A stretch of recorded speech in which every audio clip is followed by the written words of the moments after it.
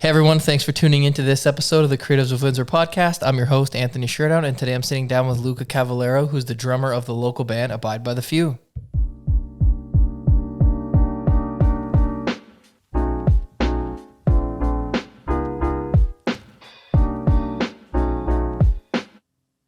Luca, thanks for coming on. Hey, thanks for having me, Anthony. It's real beautiful in here. Thanks. No problem. How you been? Good. How about you? Good. Yeah, just working away, all that stuff. Okay, let's bring it back to the beginning, and we'll get to today. The beginning of time. Yeah. So, how old were you when you got into music? Oh gosh, I was 5 years old. Like when I really got into it. My uncle Teddy, my mom's brother, he was always a drummer. Like growing up, and he played in like wedding bands and all that. And it was probably about like 4 or 5. Like he saw me kind of like fiddling on his drum set one time, and he's like, "Oh, like I'm showing interest in it." So he started teaching me like some rudiments and just basic stuff on the drums. And from there, I was like learning like Weezer and stuff at like probably like 11 or something like that. But yeah, I started at like 5, just kind of banging away on my uncle's kit. Got my first drum set when I was like 6. It was this like shitty old black Bolero. They don't even make them anymore, from like the 70s. But it was like awesome for me, and I was just beating the crap out of it. And yeah, we put that one in my parents' basement, and from there it just blossomed. I just fell in love with it. Nice. Did you take lessons or no? No, I'm self-taught actually. Really? Yeah, I never took any lessons. I mean, I shouldn't say that though, because like my uncle was my mentor, right? Yeah, so yeah. like Ed Teddy, shout out. He's a sick drummer. But you like didn't go actually take lessons anywhere? Not until I was like 17 or 18, because like I kind of like plateaued. Like I noticed like I could learn like whatever I wanted to teach myself, but like I wasn't having any new ideas or like any like new direction in terms of learning. Yep. So I talked to my friend Brendan Friel, who was actually teaching me acoustic guitar at the time on the side, and he recommended this guy named Carl Harris. He was the drummer of the Detroit Symphony at the time. Damn. Yeah. So I went to see him, and it was like a culture shock for sure, because like I was just playing like rock and roll, blues, like whatever. He was like, "No, we're doing jazz, fusion, this, that." I'm like, "Whoa, okay." Like a totally different world. It was sick though. Yeah, that's sick. I'm sure that really helps. And Oh yeah, for sure. Man, there's nothing wrong with like he take lessons at any point. Yeah. It's always good to like keep learning. Man, sometimes I'm like, I should hit up Carl. Like I'm still down to learn new stuff, Like, yeah. I'm always down to learn new stuff for my work too. I'm always Totally. like, I should take like something, do like a master class thing, or That'd I'm be always, sick. but I never have time. Yeah, right. Yeah. But it is good, especially like if you're in like a creative rut. Yes. Be like, dude, exactly. Learn something new. That's exactly like why I suck him out. And I probably saw Carl for like a year and a half or a year, and it brought in my horizons so much musically. Like honestly, like really appreciate that guy, because before it was just kind of like punk rock and roll. That was like what I wanted to do, but now it's like I can see it all in a different light a little bit, and it's fun to play. Yeah, that's cool. And you can even bring like that style of drumming probably into like the rock and roll, and just like totally flip it on its yeah head. Like I do a lot of ghost noting in the way I drum. I love ghost notes on the snare, and like typically like rock and roll is just like 2 and 4 on the snare, not ghost notes in between. So that's definitely all Carl. Like for sure. Yeah, that's sick. Yeah. Like everybody always says like, are you a fan of Rush? Oh, I love Rush. Yeah. Rush. Yeah. I'm not close to Neil Peart. No. I'll never even try. But what's funny though is they always say like he takes lessons. That's insane. I didn't know that. He takes lessons. Well, maybe not anymore, but he took lessons like later in his career. He would go see like people that like taught like drummed at like universities and stuff like that, and he would get like private. Smart.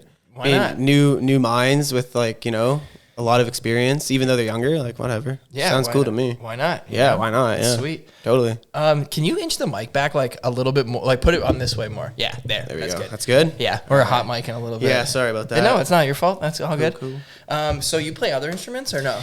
A little bit. Like I play like a little bit of guitar, mainly acoustic. Like I could play electric, but not any real leads or anything like that. I just like the chords and learning songs for fun. Yeah. Singing along like crap, maybe, but do you sing or no? I say no. Mitchell makes me do the backups for the higher range, just because like our voices are like in similar register. Like he's higher than mine, but I'm like closer to his than John would be. Yep. So I'm stuck with that. But yeah.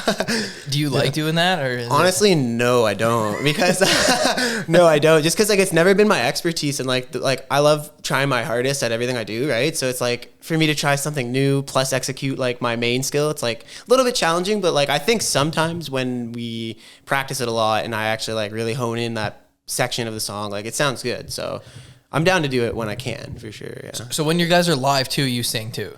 Yeah. Me and John both have mics too. Yeah, John sings too a little bit. Yeah. So, man, drumming and singing, that sounds like a workout. Sweat bullets is how I would put it. Yeah, that's one of the things why I hate it, because like the way I play, I feel like I'm already exerting myself a lot, like just naturally. And when I start singing, like I'm just running out of air. For sure. Yeah. At least you're not the lead singer. No, thank God. Yeah, I saw there was one Windsor band that does have a drummer lead singer. Two piece. Or do you think? I think it was I want to say it was 3. There was a 2-piece. I've only seen them one time. It was probably like 2017. Okay. They played with Hutch at Beer Exchange. Oh my God, I can't remember. It was 2 guys. They were older. That's pretty sick. I don't think I've caught them, but they were older than us. They were probably like, if this was 2017, that would have made us like 22. Yeah. They were probably like 30. Okay. And the drummer sang and like. He was sick. That's pretty sick. Yeah, like super sick. Thinking to the band that I was referencing, I want to say their name was Bog Moss. I want to say that was the name. Oh, with Anthony? Yeah, I think. Anthony was singing. Yeah, they played at the show. And he's the drummer, correct? He's the drummer. Okay, good. I'm really like not the best with names, but I totally remember his face, and he's a great guy. He was singing in that. Yeah, you're right. I met him. I saw him afterwards at an engagement party like weeks later, and I was like, "Hey, I'm like drummer singer, man." At Mike's engagement party. That's right. That's his brother. Get out of here. Yeah. What the fuck? Oh, wow. Wow, that's a small world. Yeah. That's a trip, and I didn't even know that. Yeah. Wow. I was supposed to go to that, but I think I had a shoot or something. Yeah, it was a late night, that one. And it was like a Thursday too. Yeah, it was. Middle of the week. Yeah, Wineology, right? Mm-hmm. Yeah. Yeah, it was. That's Mike's younger brother, Anthony. Oh, cool. Mike DeFazio, for people that don't know who we're talking about. Yeah, the Reclaim artist. Well, they were in a band together. Oh, really? So the bass player in Bog Moss, which is Anthony's current band, was the bass player in Bradley Estate. I remember that band. I was about to say, like, Mike's band. I don't remember it well, but I caught them once. They were pretty rowdy. Like, yeah, it's wild. But they were like, they haven't played in a long time. Right. They were really big around, like, I think, like 2010. Okay. They did like a tour to New York. Oh, wow. And they were playing like throughout New York, and like Mike's the lead singer, lead guitar. Right. And then Derek's the bass player. And then they've had other drummers, but when they were like at their height, I'm pretty sure Anthony, Mike's little brother, was the drummer. That's really cool. Brother action. That's pretty badass. Yeah. It's pretty sick. Yeah. Man, I haven't seen them play in years, but it's always yeah, like I even thought like his brother there, Anthony, right? Yeah, like he was ripping it up pretty sick on the drums, and then like his vocals were cool too. So I was like, wow, this guy's really giving her. Yeah, he's sweet. Yeah. Okay, so we went over the drum stuff. Did you play in bands in high school? That's funny you say that. Like I was always really pressured to, like, you know, Miss Jobin even was like, you got to come do jazz band. You got to come do this. And I'm just like, fuck that, you know? Like I just want to jam with my friends. Like I remember taking her class and I loved it actually. And like she was sick. Like, you know, like nothing against Miss Jobin. She's a beauty. But just something about like at that moment in time, I was like, oh, jazz. Like, I don't know. I was such a punk rock and roller. Like just didn't want to do it. But looking back, I wish I did though. Cause it would have for sure made me a like even better drummer at the time. Yeah, looking back on all high school things, you're like, I probably should have did that. I know. I should have did that. But when you're in high school, you're like, no, I just want to hang with my friends and like not do this. I mean, you know, maybe I was having fun with my friends, so, you know, like I would have lost on that. So, you know. True. Yeah. But I know Robbie did some of that stuff. Like I don't know if he did jazz or concert band, but I know he did one of them, I want to say. Yeah, I'm going to have him on soon. So I'm going to chat him up about that. Do it for sure, yeah. Because that would, I don't have much insight on Miss Jobin's bands, but they're pretty tight though. Like she's pretty meticulous. Man, I forgot about her. You just like unlocked a memory. Yeah. I'm not musical, so like I never took her classes or nothing. But she's cool, yeah. Yeah. She was a specific way, like she liked things specific, right? But she was chill when you got to know her. Yeah. Her daughter was our grade 8 teacher. Get out of here, really? Yeah. Oh wow, they're all teachers, eh? Yeah. I didn't even know that. Did you do like Battle of the Bands or anything like that in high school or no? No, actually, like not really. Like for some reason, I could never really like get together with a band in high school. Like I don't know why. If it was just just a stupid mindset or something, I don't know. But like I just wasn't seeking like a band. I was like getting better at drums all the time for sure, and I would jam with like my friend Quinn Pickerskill and like Tyler Cope, and between like us three, like it was pretty much a band because Quinn would sing and you know they both played guitar. So. But yeah, I never did any Battle of the Bands. I definitely saw them, thought they were sick. I think in the 9th grade, or I don't know if it was 8th or 9th grade, but we opened for Jody Raffoul at Holy Names. I do remember that. That's sick. And it was cool. Yeah, like he was super chill. We shared a green room with him, and I was probably like 14, 15 at the time, and he was just like telling me like, never stop playing, like never stop dreaming, like keep going. Like, how old is he? Oh, dude, I don't know honestly now. Like, he can't be that old. He's probably like 40s. Like Billy Raffoul's dad. Yeah. How old's Billy Raffoul? I think he's around our age. Yeah, like, that's what I was thinking. I don't know. Maybe like a year or two older. Yeah. Yeah. Something like that. That's sick. Yeah. That's actually pretty cool. Yeah. So how did you get hooked up with Abide by the Few? Like, when did you... Oh, yeah.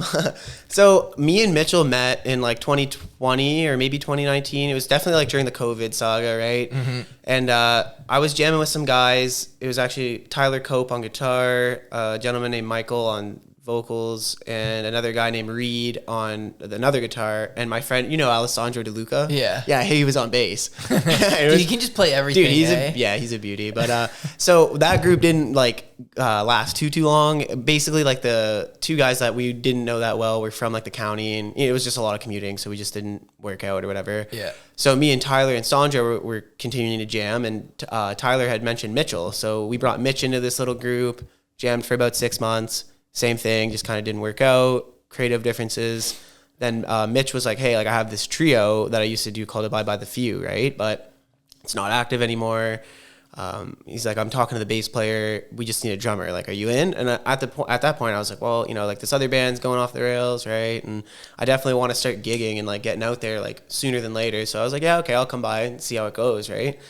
And it was like super cool right off the rip. Like I felt super welcomed like by John and Mitch both. And like just the music was just awesome. Like it's punk rock, it's rock, like alternative punk rock, I would say. Like, and it's just kind of like the stuff I grew up on, right? So like just to jump into it and start wailing on the kit and have them like kind of let me do my creative thing instead of like follow exactly what was like left in place from like years ago was cool. Like, yeah. Well, their old drummer Gilbert was a good buddy of mine. Dude, he's sick actually. I like how he played drums actually. Like I didn't have any problem with it, but I just want to do my own thing. Of course, man. Yeah. But like, shout out to Gilbert 2 times because he's actually a beauty. yeah, he's a good musician too. He is. Yeah, I've heard nothing but good stuff from John and Mitchell about him. Like, I think he lives in Australia now. Yeah, he is actually. He may right now be in Canada. Like, okay. Yeah, they were telling me he's coming camping or something, but that's they should give him a shout. Yeah, I should, man. Yeah, he's kind of like into photography. Okay, cool. Just for fun and stuff like that. Yeah. So years ago, like we would link up and go shoot together, and like when I was just starting out too. He's just like a super nice guy. Yo, real quick, can I touch on how you shot for us? Because you did some sick photos for us. Actually, Thanks, no, for real. Like, I remember like the first show we did at Villains, we had you out in 2021, I think. Was that 2021? I think so, or 2022 early. I don't remember, but I think it was April of 2022. Was it not? I want to say that was 21. Oh, can you check? Actually, I'll feel funny if I don't remember. I can check.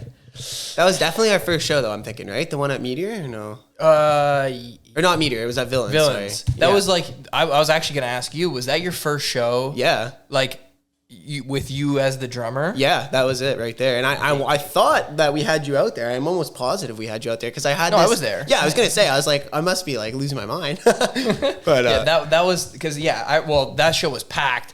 That was like the first like local show that I've been to like post COVID. That was right on. Yeah, definitely we benefited from that like period of no shows and COVID lockdowns, and then now you could go out. Everyone came out. It was sick. That was sick. Yeah, I'm finding it right now. Nice. I know that it was in April, so I'm just going to my things. Okay. It's either 22 or 23. It makes 21. Yeah, I think you might be right on the 22. Honestly, like. It's April 11th, 2022. Okay, yeah. So we've been that makes sense. So it's been like a year and some change now, yeah. Yeah. Yeah. And then and then I did the one at Meteor upstairs. That was cool, yeah. And then I did the one for Halloween, which was super sick. That was wild. You guys all dressed up like Jokers. Yeah. We got all those photos still. I got to get some of those blown up, man. They're crazy. Those are sick cuz And then everybody in the crowd is dressed up. That's what I mean. It feels like you're in like a different world. Like it's just a nutty night. Yeah. And then there was that Jeffrey Dahmer guy. Yeah, that guy was crazy. Dude, that was like super weird, especially because like that was right when that show was out. Yeah, that's 100% why he was wearing that. But like, dude, he was there by himself though. Was he really? Yeah. Oh, I didn't talk to him. That's pretty fucked. Like, it's cool if like, maybe like if you're with like a bunch of your buddies and it's just kind of like a thing. He was seriously there by himself. Dude, he was just standing. He looked like him. I don't know if he was like acting because he was like dressed up like that, but he was just standing there by himself. And then he was in the mosh pit. I got pics. Like I sent you guys pictures of just him because like that's cool. But that's pretty funny. Yeah, at the time, that was definitely like a weird fucking trend, eh? Like at the time, but yeah. But the piece that you had me do was from that first show. We'll show the camera. Fuck yeah.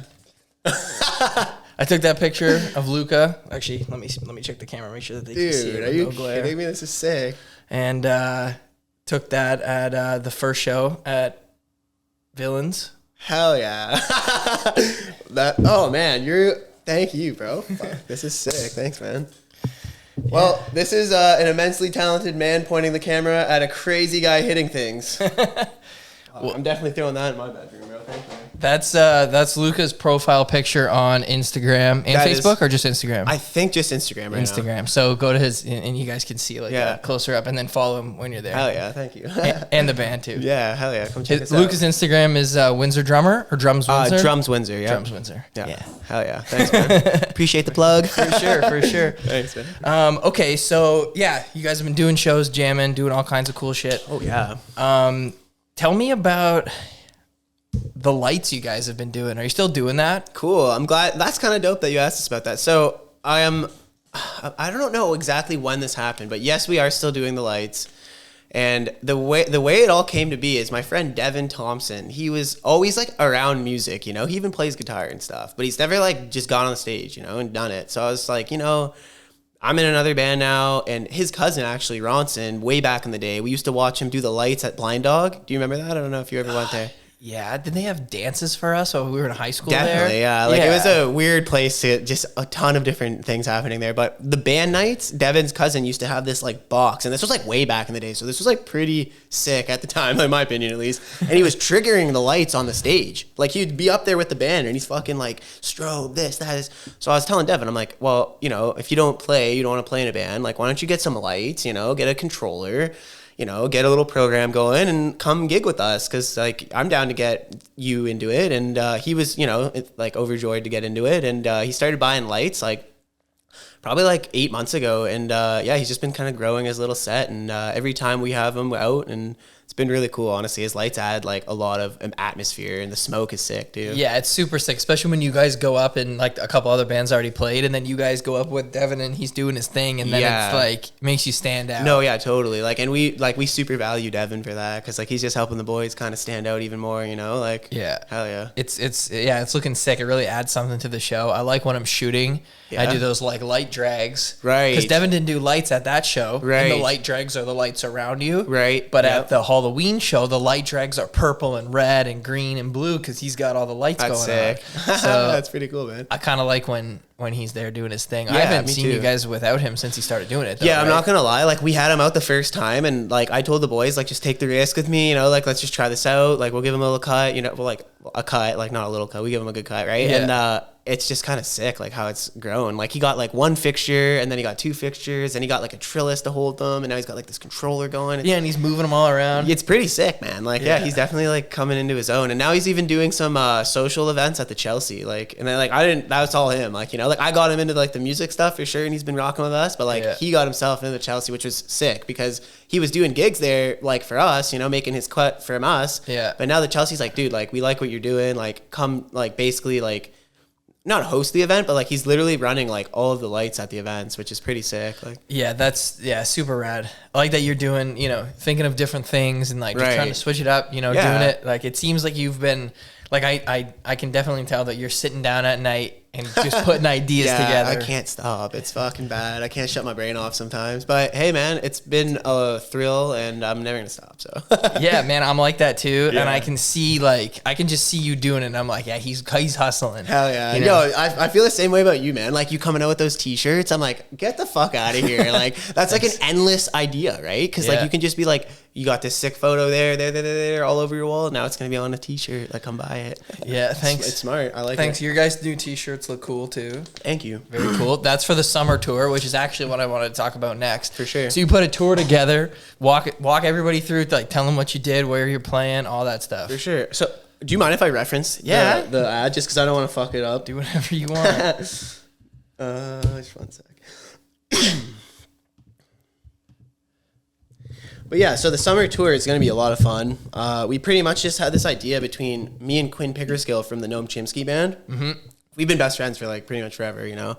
And one night I was just sitting there and he's just telling me like, man, I just want to go on a fucking tour, you know? And I'm like, all right, let's call some fucking bars. Like, what, you know, like, don't, you know, let's do it. Do it, yeah. So he just looked at me and he kind of laughed, right? He's like, yeah, okay, whatever. Like, but he told me like if I could basically like reach out to these bars, secure a bar. All right, we took a quick little second to pull up this poster so we could show everybody. Yeah, so thank you for that. Yeah, for sure. So I asked Luca about the 2023 tour he put together with his buddy Quinn. Like tell everybody. Yeah, so pretty much like last summer we were talking about maybe doing a tour this summer, and it just occurred to me that it could be as simple as calling bars, talking to the person that either owns them or books the bands, and then pretty much selecting a date and then going through their following, finding some bands with really good engagement locally in that area, and then getting them to agree to play that date. Was it easy? Honestly, way easier than I thought it was going to be. Like, sure, it was extremely time consuming and like kind of fucking annoying at times, but like it was like pretty much like anybody can do this. Like if you're in a band and you want to go on a little tour, like literally just call the bars you want to go to, send them an email and ask for a date. They will literally probably give you one. And then from there, you just have to find some locals to play with you. Yeah, man. Like every time I've thrown like one of my shows or something like that, like it's never as hard as you think to find people. Yeah. You just got to ask. For sure. Like that's like the hardest part is the asking, right? Like just actually like getting like, because everyone's worried about getting like rejected or whatever, like a no. Who cares, man? That's what I'm saying. I don't give a shit. You know how many bars I emailed that didn't even get an email back, right? Like you know how many places I submit like my photos and my books and my projects to? Like I have lists and just like I write up a pitch and just like submit. For sure. Submit 300 of them here once. Like but that one that hits, right? Like, that's cool. And it hits, man. exactly. Like you get in like a magazine or on like this cool website, and then it's like, all right. Yeah. Like, that's awesome. Yeah, like, that was worth it. Yeah. You know, just, like, sending out 300 of those, but getting one was totally worth it. Yeah, no, I totally feel you. I probably emailed, like, 200 bars, like, and I have 10 dates. You know what I mean? But, yeah, like, shout out to the bars that actually did hit us back. So yeah, let's go through them. Yeah, just to go through them. Obviously, we're starting on July 1st at the Chelsea in Windsor. We're doing a Canada Day party, and we're actually dropping our EP the same day. So it's just going to be like this big party. Which is tomorrow. But this podcast probably won't come out for like a month. Yeah, so you won't even, once you guys watch this, their EP's already out. Boom. And this tour's like Please halfway stream. through. Yeah. So yeah, anyway, let's keep going. Yeah, so we're going to be at the Chelsea July 1st, and then this one was wild, honestly. Like, I was just kind of DMing accounts, and my friends from London that are in a band called Polluted were like, hit up this guy called Starfire Productions. And I'm like, okay, let's see what he's doing. I messaged him, and he's like, hey, do you want to play this music festival in Guelph? And I'm like, dude, we have like nothing booked yet, so hell yeah, I want to play a music festival in Guelph, right? And that's how we got the July 8th date. We're doing the Sola Music Festival in Guelph. It's just this like independent music festival put together by just like one guy in Guelph, and he's like promoting the crap out of it really well too. So that's awesome. Yeah, we're really thrilled to be a part of it, man. And he's got some sweet bands playing. Like I don't know any of them like personally, but like we've been kind of chatting online and stuff, and everyone seems like real cool people and good music too. Honestly, everyone's got good tunes. Nice, dude. Good for you guys. That's sweet. And then Toronto, like that's gonna be super rad too. Toronto's gonna be fun too for sure. Yeah, we got Toronto at Lee's Palace too. Yeah, just like I kept like bombarding them with emails. I'm like, please let me play at your sweet place. Like, and eventually like, okay, yeah, you can come. So yeah, we got cool little gig in Toronto. Yeah, we got some bands locally there too to like kind of throw down with us, so we don't have to like worry too much about like the local pool. So yeah, that's what's nice about grabbing the local bands is then like they bring their people. You don't have to worry about it being dead in there because obviously you don't know enough people in Toronto to fill the bar. Right. Like, yeah. So that's super cool. Yeah, for sure. And like we're actually real lucky. Like there's a person in Toronto. I don't want to like say who they are just because like then everyone's gonna want to use them. But there's a person in Toronto that like really like likes our band, and they let us like use one of their rental apartments like totally for free when we gig there. So it's like it makes Toronto like just a sweet opportunity for us because usually hotels are like 60% of the expenditure like on the road. You know, between gas and that probably 50-50, right? So Like if I could ever get a free place to stay anywhere, you know, we're taking it. And it's a nice spot too. Like I don't want to like get into too detail, but no. It's pretty sick. Like that's super rad, man. Yeah, so we're super fortunate for them. Yeah. For sure. Port Stanley, man, I love Port Stanley. I go surf there sometimes. Do you? Yeah, it's a good spot. I've never been yet, but I've heard some awesome stuff about it, and I'm just stoked. Dude, it feels like you're not in Ontario anymore. Really? It's almost like I went to like Florida for the day. Kind of like when you're on the beach, like the houses on like the strip are like really colorful.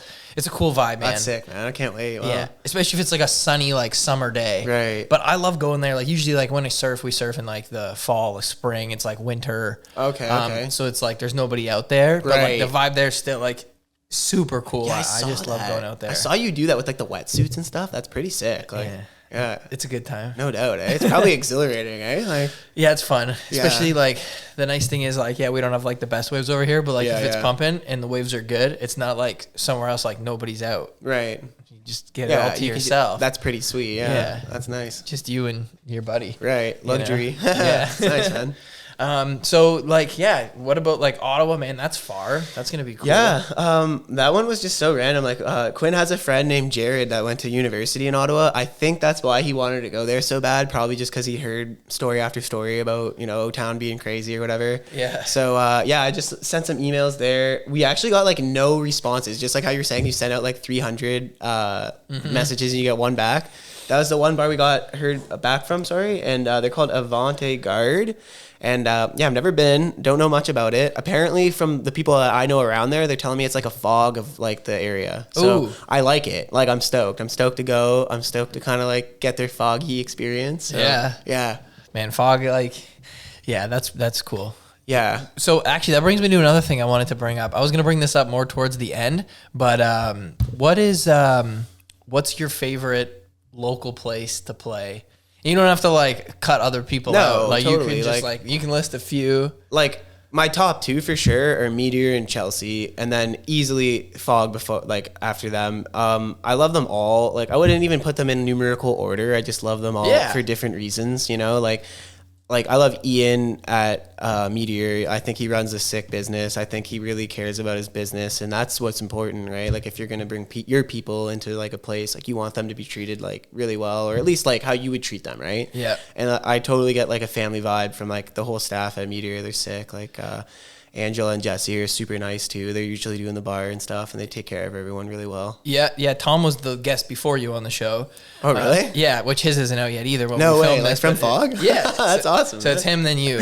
Oh, wow. And obviously, I'm honored. That's sick. He's part of Meteor. We talk about that. Exactly. Talk about Ian and everything. So yeah, and I like Fog too, and I hate like to see what they're going through right now. Like it pisses me the fuck off. With like all the broken windows. Yeah, and it's like, and it's not like it's like a niche to them, because it's unfortunate that like Windsor is just being bombarded with shit, it seems, especially in the downtown area. But it just sucks to see like a guy like Tom have to deal with that, because he's like literally a nice ass guy. He's done nothing but like support people and harbor like a safe environment for never artists. Asks for anything. Yeah, like he he won't even take anything. He won't either. Take donations. Yeah, so he's gonna make I didn't even want to get into that, but yeah, like I was in his DM pretty savagely. I'm like, man, we gotta do something. Like, let's do something.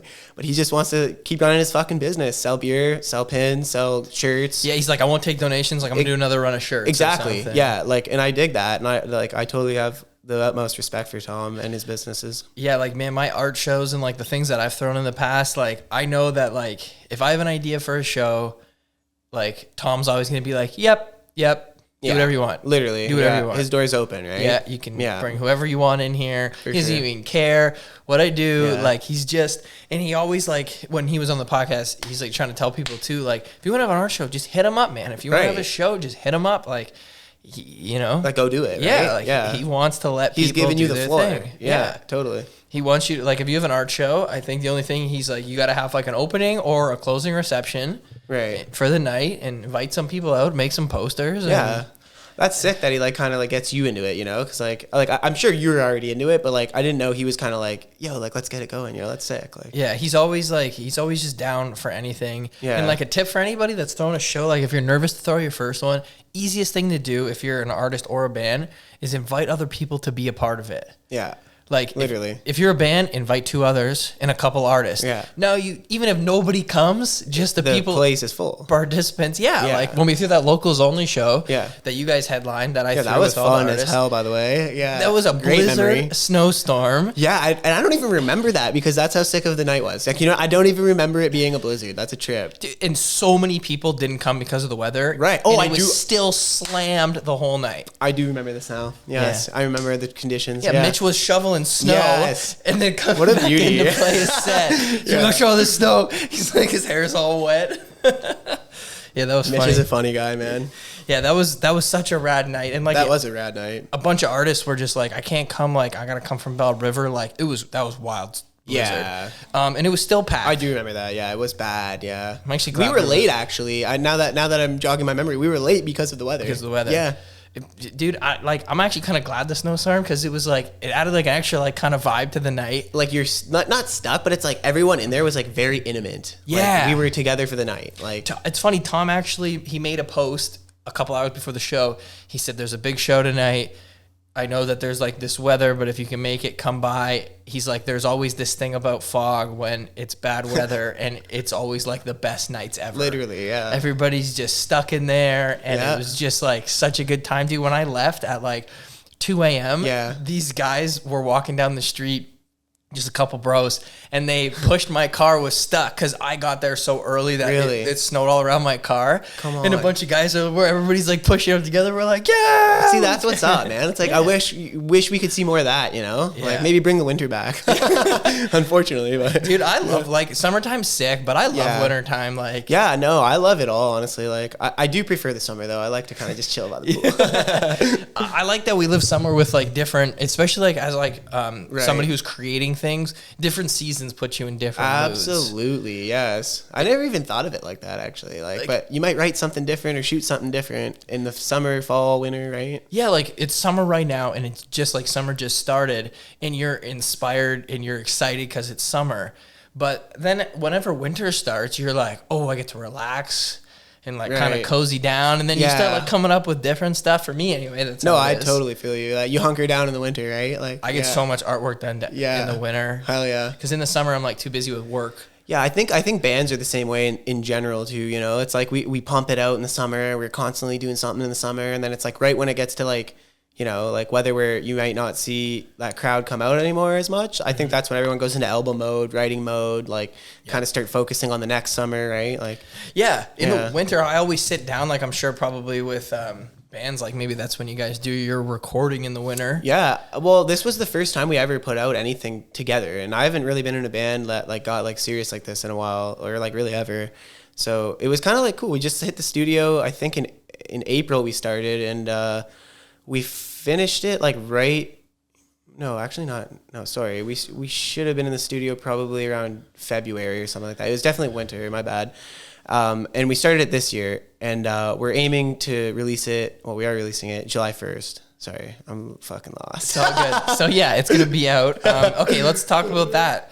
Yeah. So how many songs are on it? I always forget. What's the EP and an LP? What's the small one and the big one? EP is the small one. LP is the big one. Okay. We're doing an EP. We're doing 4 songs. It's going to be Late Nights, the single that's already available everywhere. Yep. And then Bliss, which is like an older track that Mitch actually performed with Gilbert too. Okay. But we kind of like just revamped it, changed it up a lot. Just pretty much we brought it to Marty Bach, had it like produced a little bit. Yep. We're doing... The next one is called Look Up, and the 4th one's called Get Up and Get Out. That one's real fun. That's the one that he's like, just like screaming. Yeah, pretty much, yeah. Or can we play any of these right now? Yeah, totally, yeah. Where are they already on Spotify, or you have them on your phone? Yeah. I can probably pull it up, though. Okay, we're back. We got to figure it out. We're back. This is one of the 4 new songs, which is already out. And this one is Get Up, Get Out? Yeah, this will be the last song on the EP. So it'll be track 4 out of 4.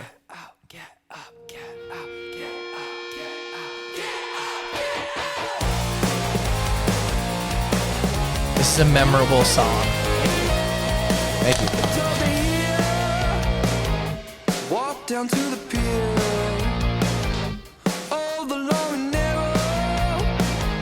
Cupid point the arrow. Move on to someone else. If I can't be myself,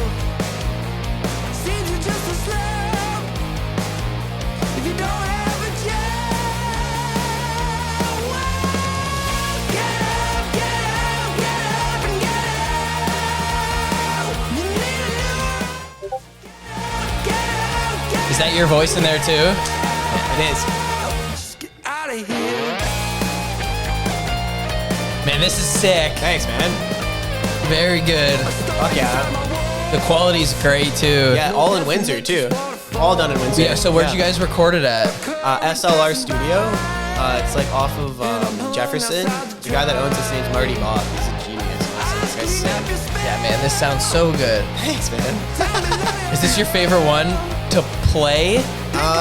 It might be actually one of my favorite ones to play because we close the night every time with it, and every time it's insane. Like, well, I've heard it live a bunch of times. Yeah, exactly. Like, it's a memorable song. Thank you, I appreciate it. Like, yeah, the way we play it, we try to like get the crowd to do the chants with us, so that's why we feel like it's like a good song because we get the crowd engaged with us. Yeah. Oh yeah.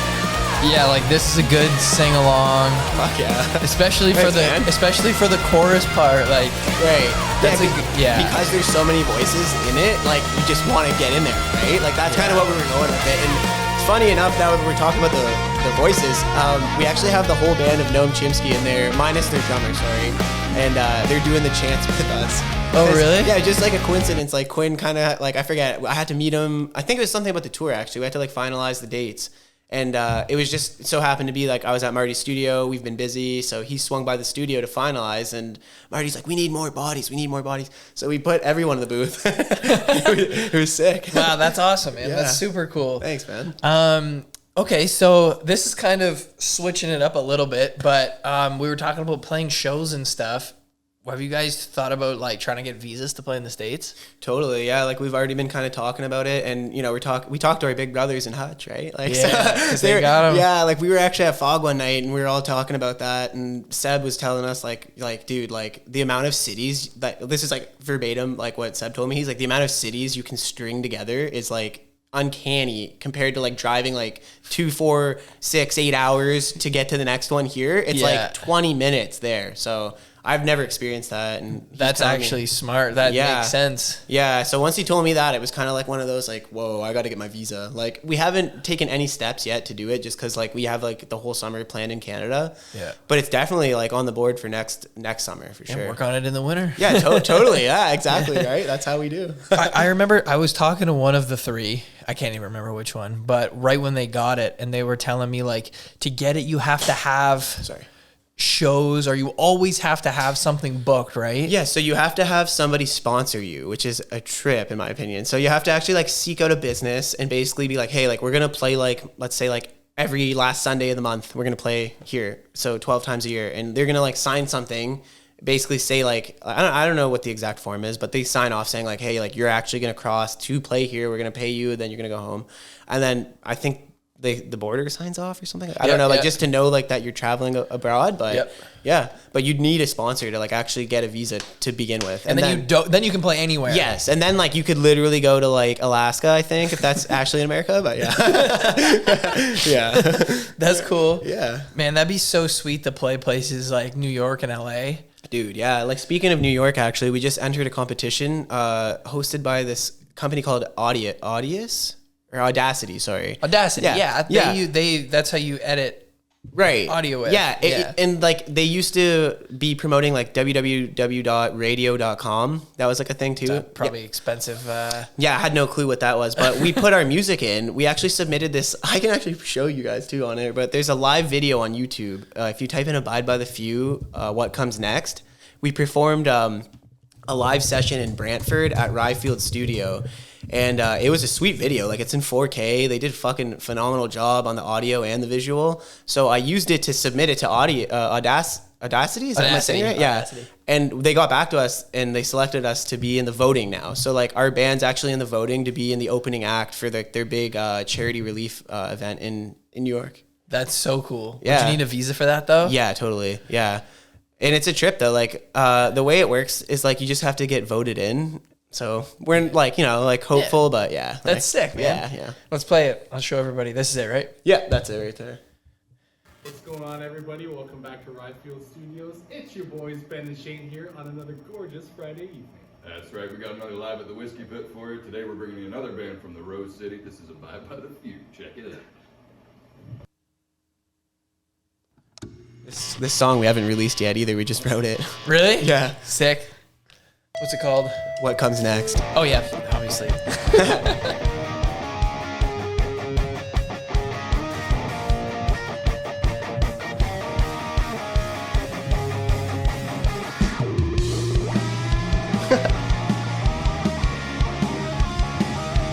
I was so fucking nervous. I don't know why. I was though.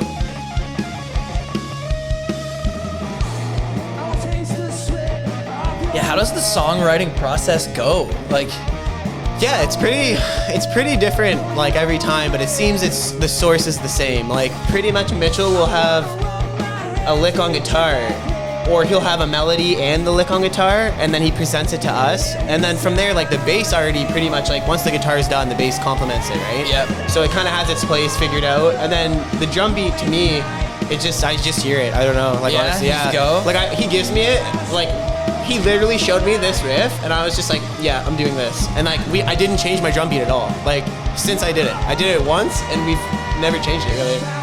that's awesome. Just because it goes so good with the guitar riff, like. That's a cool video. Yeah, I was like shocked, like not shocked, but like pleasantly surprised at like how awesome everything they did was. Cause like it was totally for free. Like we just lugged our shit up there and played, and they were great, man. Like great experience. That's sweet. Yeah, shout out to Shane. He's the guy that owns the place. Okay. Yeah, he's a beauty. What's it called again? Ryefield Studio in Brantford. Okay. Yeah.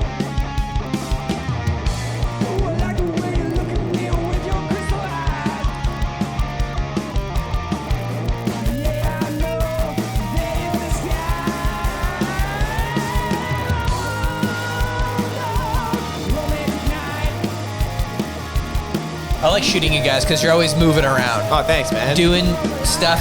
You know, like it's hard to shoot bass players. Right. But John's good to shoot. Yes. Like, he's dancing around. Look at him. Like, look at Yeah, his face. exactly. He's moving. Like, he's got emotion. We have no scarecrows in this band. Yeah. Yeah, there's no scarecrows in this band. Sometimes John will jump off the amplifier. Yeah, he's nuts. Yeah, John's probably the best performer we have. Really? Like, yeah, I would say so. Like, Wow. Like for stage presence, yeah, he's definitely like. But you gotta like Mitch, like everybody shoots the singer. He's singing. Yes. Like yeah. it's easy to shoot the Yeah, singer. totally. But to get photos of the bass player. And he's jumping and fucking going nuts. If you do stuff like that, a photography, like when I'm shooting for you guys, like I know you guys, I Yeah, want to get an yeah. even amount of pictures of For sure, everybody. yeah. But if I don't know the band, I'm only gonna shoot what's interesting. Right. If the bass player's jumping around like that, I'm gonna shoot it. Fucking right, yeah. You know? Yeah, exactly. And like good on John, honestly, because like he comes from a background of theater. Like he always liked to do plays and stuff like that. So like you can really see it in the way he performs. Like his passion is performance. Like Yeah. and music's his passion too. But like his passion's performance for sure. Like by far he loves it. Like Yeah, well you can tell. yeah, fuck yeah. It's so sick, and like I like that you like you're moving around like that's easy to shoot too. You Hell know. yeah. I want to get a little better with my stick tricks because I don't do them ever live because I fuck them up too often still. But yeah, that'd be sick. Like yeah, I chucked them at the end of there, little sassy. But yeah, you can just shut it down now because we go to the next song pretty much. There's like 5 or 6 songs. Sick. Yeah, no, that was a great experience, and I used that exactly what we just watched. I submitted that to Audacity, and they accepted us for voting with that clip. Oh, really? Yeah, so I should thank you, Shane. It's like they did all the audio editing and all the video editing, and I just clicked send, and it fucking got us in the door somewhere. So Nice, dude. yeah, man. That's awesome. Yeah, Very cool. for sure. Okay, so I was gonna ask you, like, what's it like to be on stage? Like, you said you were nervous there. Are you always nervous? Like, No, the funny thing is like that was like one of the first times I felt nervous in a long ass time. Like that time and the first time I played at Villains. Those Like are the that last show I 2 shot? times I really felt the nerves. Yeah, like because I'm not a nervous guy. Like I'll be honest. Like I don't really give a fuck about too much. Like, so I don't really. You know what I mean? Like I love my family, love my girl. I'm super loyal like that. But like I can't waste my life worrying, right? Yeah. It's like we got one life, right? We're here right now, so I like that. And we're on a fucking rock, spinning around violently in the middle of nothing. Like we gotta just enjoy what we got. You know what sure, I mean? man. Yeah. So totally. I like that. Thanks, man. I like that. Yeah, it's funny you say, like, sometimes I'll get nervous with things, but I'm like, I'm not really too worried about it, and it's like uncontrollable, like nerves. Like, why am I nervous? Right. Like and going back to the nerves on stage, like it was strange because the first time I played at Villains, dude, I was about to puke downstairs. Like I'm not even kidding. Like Wow. I was like 10 out of 10 nervous. But you had a lot of people there. Your whole family was there. Wasn't Yeah. your uncle that taught you drums there? Yeah, everybody was there. It was insane, man. Like I couldn't even believe like and beyond the family, like there's just people I didn't even fucking know there, which was driving me right off the wall. But honestly, like from that night on, I never got nervous again. I don't know what it was, if it was just I conquered that like little monkey on my back, and like maybe like switching the venue, you get a little bit just because you don't know where's this chord, like where's what, like, you know, I got to find everything and kind of find my way in. But I don't really feel nervous when I play. I actually feel like it's like exhilarating. Like I love it. I actually like to watch the people like react to what we're doing. Like some guys like kind of close their eyes and stuff. I don't know if you noticed, but I like fucking looking at people. Oh yeah. I really like it. Like, cause I like to see them having fun with what we're doing, right? Like we're out here having fun because we want you to have fun. And when they're having fun, it's like way, way more fun for us. I'm sure whenever like you were nervous at that villain show, like once you started playing, it probably all went away. No, seriously. Like I can't explain it. Like it's gone. Like like we're playing that music festival. Like the capacity's 800 people. I'm fucking excited. Like I cannot wait. I just want more people to see like what we have now. Cause like at first I was nervous cause I'm like, oh man, am I good enough? Are we good enough? Right? Like, but then now I feel like we're good, right? Like we play good together. Like there's no, like, you know, obviously music is subjective, right? Yeah. But I think we're good, you know, and I'm confident in what we have and what we do. And now it's just like, hey, I'm going to go have fun. Like, you know, and everyone seems to like it when they come out and have fun. So I'm happy. Yeah. You guys always get like good people dancing, moshing, you know, doing this. It's a good mix, eh? Like I noticed that's like, we got some dancers going, we're dancing. All of a sudden there's a fucking pit. I'm like, this is amazing. Like, yeah. I love it, man. Shows like that are the best. Yeah. You know what? Yeah, I love it like that too. I wouldn't change it. Yeah, once you guys like finish this one up, like, well, once you guys put it out, are you gonna start working on a full length, like? Right away? Totally. Like Marty basically told us, like right when we shipped the first one, like labels, like let's say we got picked up, like they're gonna want you to be like, okay, that was great. Now what else you got, right? Yeah. So we already got stuff on the back burner, ready to go. Like we just want to pretty much run it back. I don't know if we're gonna do another EP or an LP formation right away, but we're definitely gonna be releasing singles. I think is the way for the next like year or so. Nice. Did you guys did you get CDs printed for this one?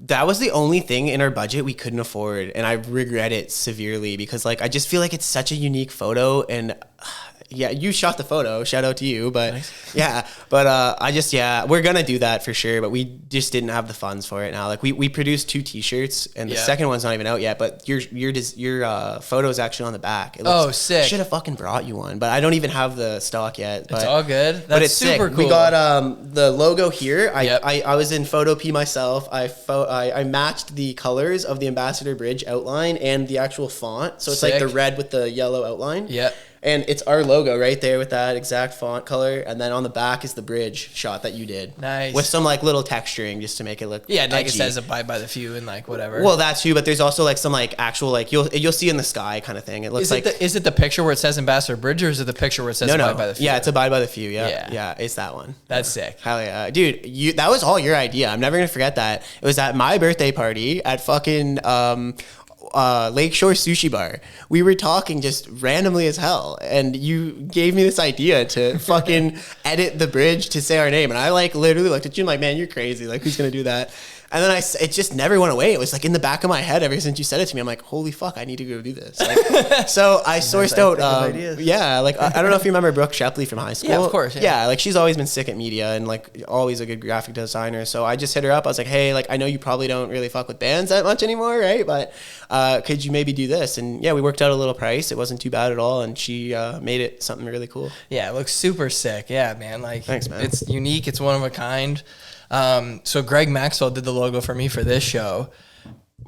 Yeah, which is the Yorktown Square sign. It looks sick. I saw that and I kind of gave him the idea. And then he did a few other ones that I haven't shared or released or anything yet. Oh, yeah? And one of them, he actually just sent them to me. No way. Let me pull it up here. For sure. Yeah, he just sent it to me like, I don't know, 2 weeks ago. But I have like, I kind of wanted to hold them. Like, I'm only on episode, 6. Right, yeah. So I was just like, we'll like hold these off and I'll release them in like a year or in a couple months or whatever. Spice it up. So I'll just show you. And everybody else can see it when it comes out. Oh, man. That's it. Thank you. So the first one is like that, Creatives of Windsor. That's sick. So that's Dr. Disc. Yeah, I literally can see it already. Casino. Capital. And Fog. And what is that one? Walkerville Theater. That's sick. Yeah. Dude, come on. That's like every like theatrical place in Windsor. Yeah. That's sick. And then he also did that. which is similar to I yours. love that. But it's That's a fucking cartoon sick. drawing. No, that's totally its own thing. That's fucking Yeah. sick, man. So that's really cool too. That's so cool. I like that one a lot, man. Yeah. That's But sick. this is the one. Dude, this is definitely like, I grew up around this sign, so like this one was like, dude, that is so cool. Like, It's funny that like everybody so once I thought of the thing for you guys, Right. and I was like, I got to do something for the podcast, and I was like, what could I do? And then I came up with the Yorktown Square, Yeah, and I was yeah. like, oh, that's sick too. dude, that's sick. It's the same amount of words. Right. So it says, welcome to Yorktown Square. Wow. So it worked out perfectly. You didn't even have to change nothing. Nothing.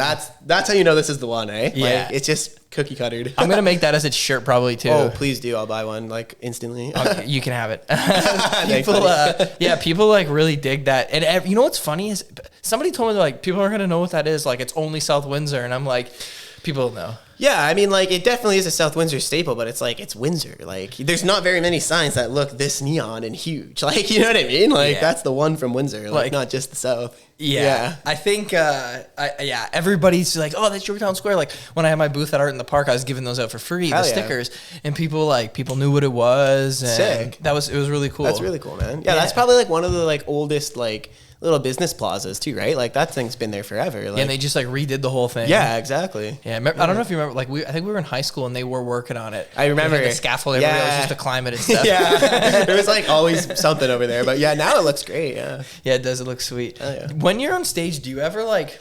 Have you ever like played like drinking? Like you ever like drink alcohol? Like you play drunk up there or anything? No, or actually, I don't. Like, Yeah. I don't drink really at all. Like, Okay. so like, Okay. like it's not like I'm against it. Like, I'll have a shot or two, no worries. But Yeah. I don't know. Like, I don't drink really too often. Like, I'll definitely do like a shot if someone gives it to me on stage. Like, I've done that a few times, and it's Yeah. fun. Like, Yeah, it's a part of the party. Totally. But like, yeah, I don't need like any substance to get up there. Like, I'm ready to go. Like, Yeah. I wake up, I'm like, fuck, let's go. Like, but yeah, I do enjoy like cannabis a little bit. Like, I'll use like a vape pen or like, you know, like a little bit of cannabis maybe before the show. But Yeah. even then, like, I don't always even do that. So, Yeah. yeah. Like, Don't need it. Just go up there. yeah, like this is like music's my happy space, like, or my safe space. I like to say, you know, like, Yeah. like all my friends in music are like really good people, you know, like, and like I'm fortunate to like have this like safe space of friends and just kind of like do my thing. I don't have to like get all fucked up to go enjoy it, you know, Yeah, like for sure. Just got my buddies like creating sick shit, having fun. It's chill. Yeah. No, that's super cool. Hell yeah. Okay, so this is what I wanted to bring up. You said it wasn't in your budget for the CDs. Have you guys looked into the grants? Yeah, see, yes and no. Like I was like recently in like, how do I say this? Like someone told me about them recently, and I was like, oh fuck, I should have done that for sure. There's one coming up in like a week. No way, really? Yeah, the see, I don't know ACHF this. summer one. Okay, I don't know anything about that one. I'm gonna send it to you. I thought there's like factor grants and stuff like Actually, that. write it down right now. Yeah, let's do it. This is Windsor's best grant. It's like the only art grant for Windsor. It's called ACHF. Just You know Google what? it. Brendan Friel told me about this one a long time ago. ACHF. HF. Arts, Culture, and Heritage Fund. So just Google ACHF Windsor. You got to email the email on there for a consultation. You just have to tell them what you're going to use. They give you 5 questions. Right. You tell them what you're going to use the money for. Right. So if you're like, I'm using it to print CDs. Yeah. And then I'm going to have a show. Yeah. And it's all Windsor based, whatever. Right. You know, you'll be good. Because I know a lot of musicians get it for their CDs. I got it for my book, the Tofino book. Really, eh? Yeah. And so on July 3rd, I'm definitely doing that then. Yeah. applications open July 3rd and they close like 3 weeks later. So you have 3 weeks to do the whole application. Okay. Wait a minute. So it's like July 3rd is when it opens. Okay. So I'm pretty much early to the boat. If you shoot them an email this weekend, they'll probably get back to you on Monday. You'll do the consultation. They'll say you're good to go. And then you got all 3 weeks to do the app. Wow. But Sorry, I was just gonna say, like, how does this work? Like, they just send you money? Like, So the way it works is they have it's every February and every July, and it's through the city of Windsor. It's just the city of Windsor's like whatever, and I think they have $59,000 to give out at each one. oh wow. So they have whatever 128,000 or 118,000 to Right. give out for the year. Right. And It's a big budget. Wow. Yeah, for creatives, like it should be bigger. it should it? Yeah. I mean, If you look at other cities, really, eh? yeah, That's deflating. I they mean, they should do 120 twice. seriously, eh? Yeah. Wow. Tom was talking about that when he was on here too. Oh, that's too bad. And some other people have said it, but like, hey, whatever, man. As long as we got something. I mean, like, like it's tough to fundraise anything. So like, that's pretty sick. So, for example, they post the things online. You can go look. So when I got the one for Stoked on Tofino, there was whatever. Let's just say 60 projects were applied, and then they gave money to 25 of them. Right. And so like, say you can ask for up to $5,000. Oh wow. So like, say you asked for 5, they might say, yeah, you got to prove. We'll give you 4. Right. Or we'll give you 3. Right. Or 35. You know, and just so they can kind of divvy up the funds a little bit better. Okay. So if you apply for July, you'll probably find out like the end of August if you got it. Nice. And then it takes about 4 weeks to get the check. And then once it's done, you just have to. Dude, show that would them you did pay it. for that single that I just showed you. So like, that's pretty huge. Yeah, man. I'm definitely gonna do it. Yeah, for sure. Look into it. Like I can type anything up. Like, what do you need? Yeah. And you'll be doing it like as a team too. That's like pretty with the guys. sick. You don't have to do it by yourself. Totally. Yeah. I'm applying for it this round too. Really, I Yeah. can feel you, man. For another book. Right. Yeah. So like for us, like if I do apply, like our recording costs $60 an hour at the studio. So like pretty much I could just be like, hey, like I need X amount of hours. Here's the cost. Like, So they only give you or money is it, it's for not recording. They don't give you money for fixed costs. So I think that they would give you money for recording. Okay. So I applied for this podcast and got denied. Okay. Because I asked for money for like the equipment Right. to do the podcast, and they say no, you can only ask for money to like if I were to pay the guest to come on. Oh. Or if I were to That's kinda cool, pay I somebody guess, to edit though. it. But they won't pay for like they won't buy you a new drum kit. Right. But they'll pay Right. for you to print your CDs, T-shirts, put Perfect. on a show. They'll probably pay for your recording costs, yeah. Yeah. Eh? So for like my book, like they won't pay for me to travel out there, or they won't pay for the computer to edit on. Right. But they'll pay for me to print the book. Which is good enough. Which right? is- yeah, that's what I need it for. Yeah, literally. Yeah. Like, yeah. No, Yeah, that's man. sweet. And I mean, like, that's what we'd use it for too, just to like get our content actually like physically in the world, right? Like, Yeah, and it's man, it's a good grant. It's not a bullshit grant. It's not a. It's a City of Windsor, easily accessible. You have to That's live in the awesome. city to get it. Right. Like nobody's like it's kind of like there's some and it's like, is that real? Right. Yeah. No, this is like no bullshit. It's to the point, eh? Yeah. Yeah, and I've looked through the people who have gotten it. Like I'm actually gonna pull it up right now. I want to see who got it for the first. I think round. Brendan Friel should be on that list. I could be wrong, but he's the one that would tell me about this stuff. I just was stupid and never wrote it down. Let me see here. Let me see if any musicians got it. Well, maybe not. Maybe you just told me about it. I don't know. Oh, I'm just looking at the one from the winner. Yeah. Yeah, but there's always musicians on. Yeah, Talking Violet. Oh yeah, they're sick. Yeah. They got it for music videos. Oh really? Eh? Yeah. Wow. So they got it. That was last year. The summer Music one. videos. Eh? That's a good move too. Yep. They got it the same one that I got, like when the book, the same round of funding. Here in Lines, that band. Oh yeah, yeah, they're cool too. They got it for, looks like a music video too. So it looks like they like to do like video, eh? Yeah. Melodraw, Never heard of them. they're a band too. Sick. They got it for a music video. What the fuck? Seems exclusive. But I've seen I've seen them get like do it for albums CDs. and stuff. Yeah, yeah. Yeah, Like, did Hutch ever do any of that stuff? I don't know. I never asked. I figured they would have, but I don't know. I guess I could go through and look, but No, don't. I wouldn't know like which one exactly. Just they got asking for. because I know you know the guys. Like, You know what's funny? Like they oh look, Soul Brother Steph, huh. which is not his name anymore. No, What is it? It's I remember. Dadson. Yeah, I liked the Soul Brother Staff vibe though. That was a cool The production cool of era. the production of an album. Yeah, he got it. Perfect. You Can't Dial the Sun album. He got 2,300. Perfect. Yeah, so there you go. Maybe go half then on them. 25 for like recording and a music video. Yeah. You just put Yeah. together your thing, and Yeah. even if they like don't Yeah. give you all of it, who Yeah. cares, Yeah, man? Like, totally. anything's Dude, $1 is better than none. So yeah, exactly. Sure. Hell yeah. But yeah, look into it, man. It's super I'm gonna cool. for sure. Like too many people have been telling me about that for too long. Like I actually need to execute and do it Because it's worth it. Because it's real and you will get it. No, if it's you like do the application right. That's a no-brainer. Like I'm not joking. Like when I leave here, I'm sending an email. I'm not kidding. I'll give you the actual person's email. The email. Please do. Yeah, that'd be perfect. Right before you leave. Perfect. We're gonna take a quick break. I'm gonna take the battery out of the camera. Okay, cool. Okay, so what are your favorite bands, man? My favorite bands are like the Foo Fighters. I really like their drummer Taylor Hawkins. He's like my favorite drummer. Like literally, like I feel like that's like if I were to be like, you would be like, oh, who do you try to play like? I'd probably say him. Yeah, like I really like them.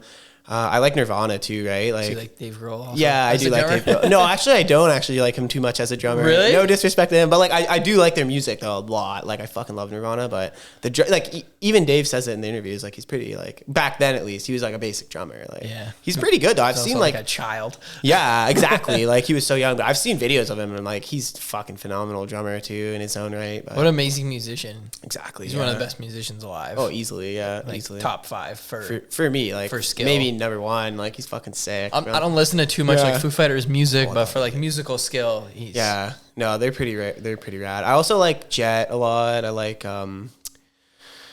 Blink-182. You know, I can't go far from them. I love them. I feel like they're like the band you like always will like, but you don't admit it. Like, you know what I mean? Because you're like 27 now, but no, I love them. Like they're sick.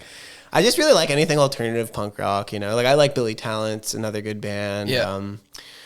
Yeah, I'd say that's pretty much my style. Oh, Wolf Mother, fucking love them. Yeah, you guys cover their song. Yeah. We do Woman and we do Joker and the Thief. Yeah, hell yeah. You guys did Joker and the Thief when you were dressed up like Jokers, didn't you? Yeah, we did. Yeah, that was a fun. Yeah, that's super cool. Yeah. I like older. Like I love all those bands too. Yeah, exactly. But I like kind of more older. Yeah, like I do like older too, honestly. Like I guess that's kind of like a recency bias because that's like what the band kind of is more like. Yeah, but like I do really like stuff from the 70s. Like that hits hard for me. Like Jimi Hendrix Experience is probably like my favorite shit in the whole world. Yeah. Like, Mitch Mitchell's is the sickest drummer, man. Like that guy, like I don't like his drummer's name is Mitch Mitchell's. That's who I'm referring to. Yeah. This guy will literally do like the most spontaneous shit on the drum set I've ever seen. And I also really like John Bonham too, obviously. Like like Zeppelin's fucking yeah, let's go. Yeah, I love Jimi Hendrix. Yeah. Like out of those kind of bands, like the Grateful Dead's my second favorite band of all time. Yeah. They're fucking awesome. And they lived across the street from Funny enough, I have a little small story about that. I was trying to find a sick gift to buy you for this podcast. So I messaged Juliana. I'm trying to get something for Anthony. Like, can you like just suggest something that would like surprise him in a good way? She's like, get him a Grateful Dead candle. Dude, I looked far and wide for this candle. Thanks, man. I could not find it. I was like, fuck. She said that because so I rock climb at this place in Detroit called Dino Indoor Climbing Gym. That's badass. And I was leaving one day and he had a Jerry Garcia like religious candle on the thing. You know, like those like religious candles. Yes, that dude. She sent me a photo of that, and that's what I was looking for, and to no avail. Thanks, man. I appreciate that. That's a trip. The effort. No problem. And I saw it. And I was like, the owner was there, and I was like, dude, I'll give you $40 for that. And then he's like, what? He's like, oh no, I can't, man. He's like, I love them. And I was like, I pulled out a 50 American. I was like, give me this for that candle right now. And he was like, and I was like, $50. It's just a candle. Yeah. And then he's like, nope, can't. And I was like, wow, dude. All right, you can keep it. Him. I thought you were going to say he did it. No, wow. I was like, you can keep it, man. For sure. That's why she said that, because I told her that story. That's hilarious. Yeah. Dude, I literally like, no wonder I couldn't find it, because it was probably like he just printed it himself or maybe bought it locally or something, because I was on the internet hounding. I couldn't find it. Man. No worries. We just saw them in, Dead and Company. Right. She is dead. But we just saw them in Cincinnati. It's a trippy name. Yeah, I know. Wow. Eh? Yeah. Yeah, we just saw them in Cincinnati 2 weeks ago. Really cool. So Bob Weir, like the other lead guitar player, like with Jerry. So he's still in the band. Right. And then John Mayer plays and sings Jerry's parts. No way. Yeah. Actually, that's so sick. It's so sick. What's that band called that John plays in? What? Like the whole... Dead and Company. And John's like in that band? Yeah, John Mayer is the... Dude, that's sick. Yeah, so Bob Weir, like Company. the OG... Yeah, like from that started the band with Jerry. Yeah, they both sang and played guitar. Wow. And then John Mayer does. Yeah, John Mayer is like, like kind of like how I said the recency thing. Like I actually love John Mayer. I caught him just his solo concert in Detroit. I took my girlfriend, my mom, and my sister. We all went to that. I'll put on my favorite Dead song live with Jerry singing, and then I'll show you it with John Mayer because they have it recorded. Sick. He's a dude. Him on guitar is insane. Yeah, it really is something to see. Like, yeah, absolutely wild. Okay, so this is my favorite Dead song. I'll just play a couple seconds of it. Hopefully, it doesn't like flag the podcast. I'm sure they don't have the time or the algo maybe, but yeah, if you play it for like 3 seconds, you should be good. It should be good. No, you want to play there? Play it on the phone. Your unit's trying to stop you. It's funny.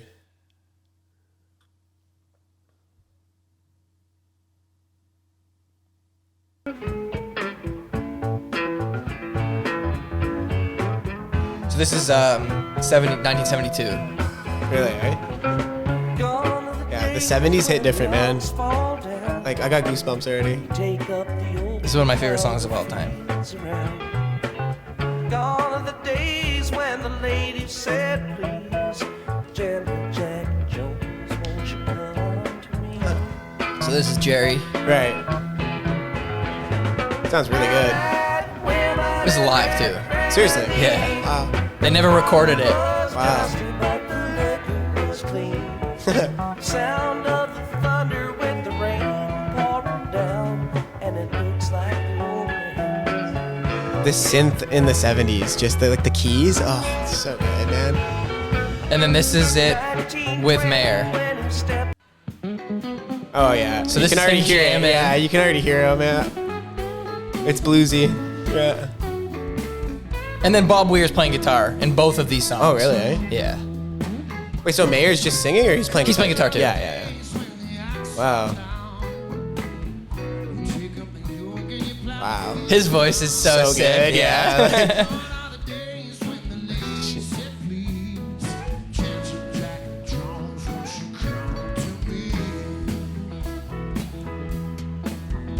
Wow. It's good, eh? That's really good. Obviously, he's live Really too. good. Yeah, dude. Wow. I gotta see this. This is sick. This is their last tour. Wow, really? Damn it. So man, that Good just for you then. That's a sick show to see. Yeah, Yeah. it was awesome, man. Like it was so what was I gonna say? That just shows how much like John Mayer loves music. Totally. Like, dude, this guy's a millionaire Yeah. with his own stuff. Yeah. And he just goes and jams with probably his favorite band of all time. Literally. And just gets to tour and just play with them just Hell for. yeah. Oh, I'm sure he makes money, but for sure, yeah. he's obviously doing it because he loves it. Because he probably make more money if he played by himself. Totally. Yeah. know? No, I totally agree with you on that, man. Like, even his solo tour, like, he was bringing out, like, these young, like, 25-year-old singers from Toronto. It's like, this guy's just throwing the bone around, you know what I mean? Like, he's Yeah. trying to give people opportunity, which is, like, obviously at this point in his career, like, he could be like, fuck everybody and just kind of do his thing. Yeah. The thing about the I Grateful look up to him. He's sick. Yeah, dude, he's awesome. So like those, when they play live, they'll do every song, like instead of 4 minutes, they'll play for like 10 or 15 every song. They played for 4 hours. That's wild. And- So, like, what is it? Just like open jams, kind of like breakout? They'll Like- just like so when I showed you that one, Yeah. like that recording is 10 minutes. So they'll do the first chord, like the first verse. They'll so jam sick. for like 8 minutes and then play the last verse. They don't even play the middle verses. Like sing them. They just jam. Yeah, because they're so skilled. And it's like you just kind of look at each other and you know, like, okay, in the next 4 beats, like I'm coming back in on the one, boom, and then the verse. Like, we're never gonna be able to do that, at least not right now. But that's sick that like they're doing that. That's really neat. Bob Weir's 75 years old, playing Yeah. every day right now. That's so badass. Like, So he's played more shows than anybody of all time. really, He's played over 6,000 live shows. fuck off. He's been That's playing with legendary. the That's sick Grateful as fuck. Dead since '64. Wow. Yeah. No, think about that, eh? Wow. Yeah, that's fucked up. That's actually so cool. I definitely like. I want to be that guy when I'm older. Like, I'm never gonna stop music. Like even if like something happens to me and I can't drum, like I'll play guitar or I'm gonna pick up keys or like, you know what I mean. Like, I'll never ever put music down. It's like just takes all that bad energy that gets put into you from life and just throws it at the wall. You know, like I love it. Like for me, that's what it is. Like Yeah, that's why I like that. Like my thing is not too physically strenuous. yes. It's only like one half of it too. Like like Right. when you take pictures, you do gotta be like, I am walking around and doing stuff. Yeah. But like you Sure. could go slow. Yeah. And you could whatever. And then the other half of the process is the editing it and the printing Right. it and that stuff. So Right. that's nice. It would suck like if you like imagine you were like an athlete and like you love doing this thing, but like you know it's not going to you can't last do it forever. forever. Yeah, no, totally. Like it's brutal. It man. is brutal. That's why a lot of athletes pick up music because they're like, fuck, man, like, you know, they can't continue at that like level. Maybe pick up a guitar and have fun instead. I don't know, but yeah. It's like you know Aaron Eckblad, from Florida. Like he's your age. Yeah, he grew up around here. I'm pretty sure, he's from Bell River. Yeah. So he's your age. So he's 27. Yeah. In the Stanley Cup Finals, he had a broken foot for like 5 games. Yes, warrior. Yes, but see that scares me. That's like what about next year? Yeah, man. And like that's what I'm saying. Like, you know what I'm saying? Like, and if you go back to like Carey Price and Shea Weber, right? Like, I don't know if you follow hockey too much, right? They're on the Canadiens when they went to the Cup final. Yep. Neither have played a game since then, and they lost in the finals because they were super fucking injured. And now I think they're both retiring, actually. Dude, it's like, yeah, man, like that sucks because like that's your thing. Yeah. And then you can't do it. Yeah, like that sucks. I couldn't imagine like putting all that time into my craft and like perfecting it and like, you know, 35 and you're done. That's what I mean, right? It's like, fuck, what did I just like? Where did like? Obviously, they're so rich and like they're set up to kind of just whatever. They have doctors and trainers, but like, right. man, people love hockey. Like I have friends that like hockey's their favorite thing to do, just like photography is, totally. and they play twice a week. And that sucks that they have to stop doing that at a certain age, you know? For real, man. Like, it's like last summer I had a real bad injury on my ankle and it was my base foot too, so I was like terrified, bro. I thought I was like never gonna recover. Like I knew I was gonna, but like I didn't know if I was gonna be like 100% like how I was. And like honestly, like it was like pretty recent, like where I would say like I'm back at 100% now. Good. So it's scary though, like you know what I mean? Like imagine like hurting like your shoulder or something and you can't chew tonight. Like my eyes. Even worse. Yeah. You hurt your eyes, you can't if you can't see, you can still play drums, right? Oh dude, actually I close my eyes a lot when I play, like cause just I can feel it better. Like when I don't see everything, I'm not processing stuff. But yeah, you need to see what's in the focus. The only thing I need to take pictures is my eyes and like one hand. Right. Yeah, you're fucking set. Yeah. Like but yeah, man, like it's definitely scary. Yeah. To like, that would really suck to have to, you know, lose your thing that you love. Yeah, your passion. It's when your passion becomes your income that it's like then scary. It's even scarier. Yeah, because it's like their income is their passion, and now you take both from them. It's like fuck, like true. You know, like that's scary. Yes, definitely. But no, wishing Aaron Eckblad all the best for sure. Like, I'm sure he'll have a sick recovery. He's only 27, so yeah. It'd be cool to have him on here one day. That would be amazing. I mean, he is creative. I mean, he got his ass to the show from Windsor. Yeah, I'm not too like you know, like you don't have to be like I know. No, I know you. From Windsor doing something cool, man. You can come on this thing for sure, man. You know. Especially if you're he was funny. I was telling my boss, I was telling my boss at work that I was doing this. He's like, "Oh, you should get us on there." I'm like, "Yeah, it's not really for businesses." Unfortunately, dude, so many businesses are like, "Come on." It's just advertising for them, though. You know what I mean? Dude, it's a different experience. Yeah. I explained it to him. He totally got it, and he was like, "Yeah, no, like, yeah." Like maybe it'll blow up one day, and like I'll sell an ad. Yeah, exactly. That's not what I'm doing it for. Exactly. No, totally though. I feel you. Dude, the number one thing about this podcast is like I want to have like anybody that like can inspire somebody on with like no money making involved. Yeah. Like I don't want the guest or myself to think about like it's that's not what it's about. Yeah, man. Like people think about money way too much already. I feel you. Like like just do your passion, talk about that. Yeah. Like it doesn't have to be like about like Tom came on not to promote fog. No, for sure. You know, that's not why he was he's on like here. Ingrained in the scene of creativity in Windsor, so it makes total sense. Yeah, like I also want to have people on that I want to talk to. Yeah. And like see that it's easier to have people on that I don't know. Really, eh? Yeah, because when I know you, like I already know you. Yeah, like, you kind of know what you're gonna say before. Yeah. Like you know things about me, I know things about you. But if I don't know you at all, and we're gonna sit down and talk for the first time right here, like that's gonna be a good chat. Yeah, that's pretty bad. But I know you, and we had a good chat today, so like that's cool. Yeah, hell yeah. I thought so too. Hell yeah. Okay, so we were talking about music videos.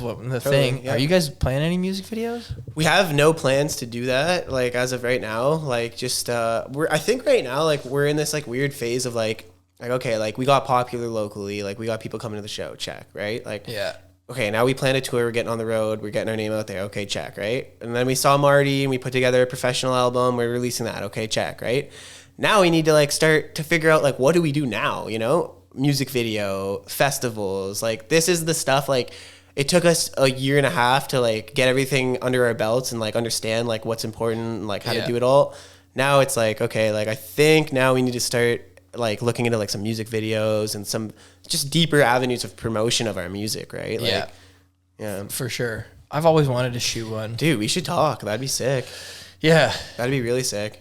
Just to like passion project for both of us. Yeah. That'd be badass. Especially in the winter when I'm not as... I always go back to the winter for my art stuff. Dude, you can do some sick shit in the winter. We can do sick shit in the winter. And the nice thing about the winter is like right now work's so crazy. Right. Like I got to edit 10 videos this week for work. Right. Like I don't have time to make a music video for a passion project. And I also won't be able to put in like what I want to put into it. Yeah. But maybe like something in the winter or in the late fall. Yeah, I'm down, man, for sure. Like, and we're going to get that grant too. So like, you know what I mean? Like, seriously, yeah. But if I were to do it as a passion project, like I wouldn't want anything from you guys. Like I want... Oh, come on. We're not going to do it for free. Yeah, because I want like full creative freedom too. We'll go both ways. Yeah, totally. But like, we're not going to let you do it for free. Like, we'll talk. There's no way. Like, it's not happening. We're going to pay you. Thank you. You're welcome, man. Like, we'll talk. Yeah, no, you're phenomenally talented. There's no way I'm making you work for free, dude. Thanks. Yeah, man. Dude, you're doing drum lessons now? I am. Yeah, I'm so happy about that. That just fell into my lap, dude. Like I never thought I would be a drum instructor. That's why you were at least in my party. Exactly. Yeah, I'm the new guy. I'm the new guy. Yeah. Sick. Yeah, man. So, like I saw Lisa online for a little while and I was like, okay, like this girl's from Windsor. What the fuck? Like, you know what I mean? Like I just saw her like business is booming, like talent as hell, right? Like she's so talented and everyone she's around is so talented. So I was like, oh wow, okay. Gave them a follow. Probably about like 6 months to like a year of just consuming their content. I was like, this place is really legit. So I sent Lisa a message like, I don't know, a couple months ago. And I was just like, hey, you know, like I just wanted to ask you some questions about instructing. Cause like I was actually thinking about like just doing it out of home or whatever. And she was like, yeah, come in, let's talk. I went in, talked to her. I walked out fucking ready to go. Like, That's awesome. She talked me into it real quick, man. Like it was just a good experience. Like I like the place she has is really like professional and really well done. Yeah, she's got it like, dude, she sets up booths. Like I was at, like I shoot a lot of those events. I was just shooting. What was I shooting? Was it the Mama Expo? Might have been the Mama Expo. It was something. And she had a booth set up and it's like, man, to the nines. Like, exactly. Yeah. And it's like, and that's like the thing she's selling. Right. And like, I'm just excited to like kind of get in there and teach kids. Honestly, like that's my passion is music no matter what. Right. And like to like inspire someone, even if they're not younger than me, but if they're younger than me, to inspire them, like it's just like, I can't even put a word to it. It's cool. Cause I was that kid, man. Like my Uncle Ed was that guy. Right. So it's like, I look at all my students as like little me's and I look at myself as like my Uncle Ed, you know, and I'm just like, that's awesome. I'm going to teach you, but you're going to learn and you're going to have fun too. Cause like, that's what my uncle was about. Like he would make sure like I was having fun, but I was like definitely progressing. You know what I mean? Like it wasn't like, oh, we're just banging away. Like you're learning, but like, you're not going to just do it like a chore, you know, like you're going to enjoy it. Yeah. No, I love that you're doing different things with the thing you love. Cause sometimes like you can't just be like one track. Yeah. You got to do like for me with the shirts and for you with the lessons or it's just like cool to do different stuff. Yeah. You can never put yourself in a box, right? Yeah. Because like once you do that, it's like that's all you're going to keep doing. Right. Mm-hmm. But you're like, just like me, I always just want to get out of the box, continue growing in places where I can. Right. Yeah. Totally. Like, especially when it comes to my personal work. Like, I always want to just try something new. Like, what could we do? Like, let's put a project together. And I don't even care, like, if it works out, if it doesn't work out. Right. Like, let's just try something fun. Yeah. Usually it works out. Exactly. Very rare it doesn't work out. I know, right? You Honestly, know? like, It's not like... yeah. People worry too much. Yeah, I know, right? They just, like, fail, man. You're not even going to fail. I know, just, but, like, if you try take your the hardest... risk. Yeah. Yeah. Like, just take the risk, right? And even if you fail, like, did you try your hardest? Yeah, so you if probably you tried did not. your hardest, but if you did, then who cares? And if you did, like, what else could you have done? Nothing. Yeah. So just, like, learn from it and keep going That's on, a W man. in my opinion. Yeah, if you did literally everything you could. Like, yeah. Anytime something doesn't turn out the way I wanted, I'm like, did I try my hardest? Yeah. Okay, well, then just keep learning. Yeah, that's a good attitude, honestly. Yeah. Can't do better than your best. No, you literally will never, The only time I ever get, like, well, of course, when you're making things, like, you get down on yourself about stuff. Sure. But I always go back to that, like, did I try my best? Okay. If I didn't try my best, then you're hounding your ass. Beat yourself up. Yeah. Like, next time you better freaking try harder. Show up, right? Yeah. Totally. No, I'm the same way. Like, oh yeah, man. That's cool. What are you going to any concerts this summer? I don't have anything booked as of right now, but I wish I was, man. Honestly, like I love going to concerts, like especially like the big ones. But yeah, I can't say that I have any like concrete plans at the moment. Yeah, me neither. I don't even really know what's coming up. Me either, actually. I've just been like so hunkered down lately, kind of just trying to get my shit together, Your I guess, own thing? with the music. Yeah, like I haven't really been like listening to like the fun around. Yeah, The Sheepdogs and City and Color played in Sarnia last weekend. that's sick. I was gonna go, but we didn't. I heard that Alexis on Fire played. They played like a day before that. Like fuck, if I my friend Ryan Bro was shooting there, and I saw that, and I was like, dude, if I would have just known like this was even a thing, I would have went like for sure, like no questions asked, like Yeah, that'd have been something special. Yeah, that was really cool. I saw Dallas play like at City and Color. Yeah. In London in 2016. Oh wow, Man, it was killer. he's a phenomenally talented guy. Eh? He's got a cool voice. Yeah. Yeah. And like his guitar playing too. Oh yeah, yeah. Man, he's great. Like he like for that kind of music, he rocked the roof off that part that didn't have a roof. Like, Yeah, exactly, right? Dude, he even said he was playing like a slower. He was playing the girl. You know the girl from his second album. Yeah, yeah. And wow, I forgot, but yeah, I remember. When he starts jamming hard, like the bridge. Yeah. And he goes, let's wake the neighbors up. And he like, dude, on a slower kind of song. And it was like, man, the band, like, it was killer. It was so good. Fucking cool. See, that's why you go to the live show, right? Like, that's why. Like, you see that type of stuff there. Like, yeah. Neat.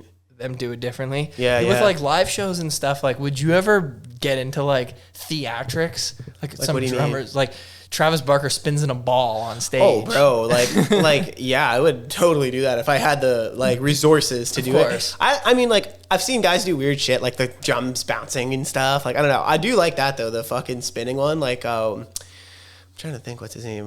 Tommy Lee did that too. Yeah, Tommy Lee. Yeah. Tommy Lee would do the fire too. Yes. Which Travis Barker won't do. No, because of that plane accident. And I don't blame him at all. Fuck that. For real. Dude, he did. I think it was on Joe Rogan, and he said that he had to do a fire thing, and he did it. Just like one, it wasn't live or nothing. It was like for a commercial. Oh, fuck and me. There was fire on the stage, and he was like, I'm not doing this, but he had to do it. Yeah. He won't even fly to their shows. No, I don't blame him, bro. If you almost fucking died fucking nosediving in a plane, I don't think I'd ever step on one again. Like, does he not fly at all? No, when they play in Europe, he takes the 2-week boat. Fuck off. Yeah. For real, eh? Mm-hmm. That's wild. The 2-week boat. I didn't even know that was an option. Yeah, he takes the 2-week, like the Queen Elizabeth, whatever it's called. Dude, actually, I follow him on Instagram, and I think like a month ago, because he's married to, what's her name? What's her name there? Yeah. Courtney. Yes, Kardashian. He went on a plane with her. Seriously. He was like the only person who could get me on a plane. What the hell? Let the guy stick to his fucking beliefs. Like, what the hell? He's like the only person that could get me on a plane was you. It was that's you got to get off that plane, brother. I'm sorry, but that guy's a national treasure. We can't risk his ass. Dude, like, have you heard him tell the story? Not actually, no. Like, I've read about it in like pretty good details, but like I've never heard him like articulate it. Yeah. You can probably like Google it and watch it on just like that part. Right. I think he tells it on Joe Rogan. They crashed and he was soaked in jet fuel. Yeah, I read that. And ran to the highway. Oh, I didn't know that. That's fucked. And there were cars and they're like, wait, so he was on fire then? Like, he was completely on fire and he was like running to the highway and these people were like, you're on. He didn't know he was on fire. Like, he just crashed a plane. Doesn't know what's going on. And he was like running, and they're like, "You gotta stop! And he just did it. And he like stopped, dropped, and rolled. And then he probably just collapsed. Eh? Dude, he lost like I think he said like 80% of his tattoos and dude. I read that too. Yeah, because his body's like 80% burnt from it, right? Like or something like that. Like, but he did get a lot of reconstructive. Like, yeah, because he looks fine. Yeah, he doesn't look like a burn victim, no. But like. No. He doesn't have full of tattoos. So maybe you know what? I almost feel like that. Like, obviously, don't like fuck. I wish that didn't happen to him, but I feel like he's like, new canvas. You know what I mean? For real. He's like, I might as well get it done again. Yeah, exactly. Like, I wonder, does he get the same ones, or does he just have new inspiration and change it? Like, I don't. That's a funny question. Like for me, I don't know. Would I get the same ones? I might switch some things up. Right, because like I don't have any. Like, but I know no tattoos at all. I wish I did. I don't know. As a kid, I was always like, I'm gonna get a bunch, and then I got older and I was like, change scares me. I can't do it. Like, I don't know, like permanence thing, you know? So my thing is I have so many that I don't, it doesn't worry me if like, I changed my mind on one. But if you only had one tattoo, it's like, fuck, better be good. Exactly, right? So like, I just think maybe I never had like a concept that was like standalone good enough, in my opinion, to do it yet. But hey, maybe it'll come, you know? Like, I love tattoos, so it's like, For me, it's not so much like what the tattoo is. It's that it's done well. Dean Sleeman does all my tattoos. Yeah, I've heard his name. I don't know much about tattoos, but I've heard his name. He's been around for a while now. Yeah. He's amazing. Wow. And like at the end of the day, even if I end up like not wanting like a wolf anymore, like at least it's a good tattoo. Yeah, exactly, right? Yeah, fuck. And like, I don't know, like if you're getting it all done, right? Like I hate how people are like, oh, everything has to have a meaning. Like, bro, life has no fucking meaning. Why does your tattoos need one? Like, you know what I mean? Like, some do and then some don't. Yeah, for sure. I mean, like I'm not in that cultural space, so I really can't talk, but I've given some meaning after. Yeah? I'm like, this means this now. That's pretty neat. Yeah. But for the most part, like, I just get them because I like them. Yeah, that's like my cousin, Joey. He's like in his 30s now, but he's like totally covered up, right? Like, he's always been like into that. Yeah. And I was just thinking, like, there's got to be one or two on his body he doesn't like because he's got so many right now. But I was just thinking, like, how does that even, the process of like... the only thing I've thought is like, I wish I would have put this one in this spot so then this other one could go in that spot. Right. But I've never like regretted what I got. Right. Because like you already dig what you got. Like, yeah. It's mostly just like, oh, I had this idea and that would have been better in this spot than on this spot, but whatever. Yeah. Because like sometimes you use up good spots. Yeah. And then it's like, oh, I got to put this one over here. I like this one is cooler to me than like this one. You want to see that there. A prime spot. But what are you going to do? That's okay. Yeah. Hindsight, right? Yeah. Is there anything else you wanted to bring up? I don't really think so. No, I don't know. I think we pretty much talked about a lot of the stuff that we're doing as a group. Like, talked about the tour, talked about our EP coming out, talked about me as a musician. Yeah, the New York thing. Yeah, the New York thing's just kind of like something that just popped up. So like that's like kind of like new, I guess. Yeah. Yeah. Well, I think I'm good. Yeah. Tell everybody where they can follow you and find all your stuff. For sure. You can follow us on Instagram at Abide by the Few to keep up with the band. That's kind of like where we like to keep our content coming most consistently. You can also follow me at Drums Windsor. That's where I like to just post my own personal content and stuff like that. And I think moving forward a little bit further down the road, I'm going to start doing some like instructor content too. Oh, sick. That would be really cool. Yeah, I've been thinking about that. Nice. But I don't really know what I'm going to do yet, but yeah. Cool. And then you guys are obviously on like Spotify. Yep, we're on Spotify at Abide by the Few. We're actually on YouTube as well, just for people like that don't pay for the services. Like you can find us there at Abide by the Few. We've got that live video on YouTube that we watched in this podcast. That's on YouTube and it's real fun. And then we also put out our single late nights too. Nice. Yeah, I do that with my stuff too. Like for the podcast, might as well just put it on YouTube like, too. Totally. It's like the free platform for everyone to just view your content, right? Yeah, so, it's nice. And everybody can see it. Yeah, exactly. All right, man. Well, thanks for coming on. Dude, thanks for having me. Thank you so much for that fucking photo, honestly. This is thanks, dude. I'm glad you like it. Beauty. That was a lot of fun, man. That's a lot of fun. It's a good time, Yeah, eh? that was a really good time, man.